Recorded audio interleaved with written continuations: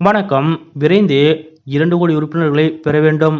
தமிழக வெற்றிக் கழகம் கட்சியினர் செய்த கவனம் ஈர்த்த நிகழ்வு. அப்படி விஜயின் தமிழக வெற்றிக் கழகம் கட்சியினர் என்ன செய்தார்கள் என்பது பற்றிய முழு விவரத்தோட இப்ப நம்ம பார்க்கலாம். இந்திய அளவில் சினிமாவில் உச்ச நட்சத்திரமாக விளங்கி வரும் நடிகர் விஜய் அவர்கள் அண்மையில் தமிழக வெற்றிக் கழகம் என்ற புதிய அரசியல் கட்சியை தொடங்கினார். அதன்படி 2026 சட்டமன்ற தேர்தலை எதிர்கொள்ளும் வகையில் விஜய் அவர்கள் தனது கட்சியை கட்டமைத்து வருகிறார். குறிப்பாக 2026 தேர்தலுக்கு முன்னதாக 2 கோடி உறுப்பினர்களை சேர்க்க வேண்டும் என்று இலக்காக நிர்ணயித்து விஜய் அவர்கள் செயல்பட்டு வருகிறார். அந்த வகையில் தற்போது 1 கோடிக்கும் அதிகமான உறுப்பினர்கள் தாவிக்கவில் இணைந்து விட்டதாக ஊடகங்களில் செய்திகள் வெளியாகி வருகின்றன.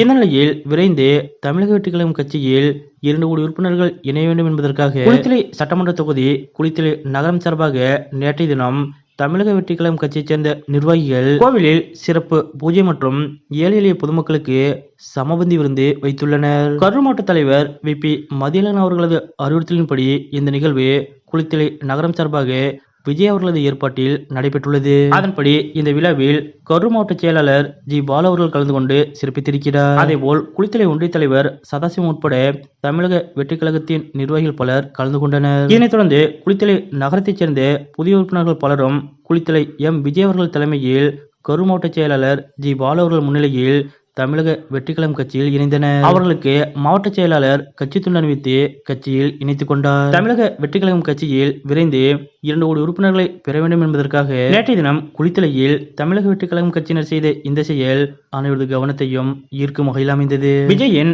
தமிழக வெற்றிக் கழகம் கட்சி தொடங்கப்பட்டு குறுகிய நாட்களே ஆகி இருக்கக்கூடிய சூழ்நிலையில் தற்போதே 1 கோடிக்கும் அதிகமான உறுப்பினர்கள் அக்கட்சியில் இணைந்துவிட்டதாக கூறப்படும் நிலையில் விரைந்து 2 கோடி உறுப்பினர்களை பெற வேண்டும் என்பதற்காக தமிழக வெற்றிக் கழகம் கட்சியினர் செய்த இந்த செயல் பற்றிய உங்களுடைய கருத்துக்கள் என்ன அப்படிங்கிறத மறக்காம கமெண்ட்ல குறிப்பிடுங்க.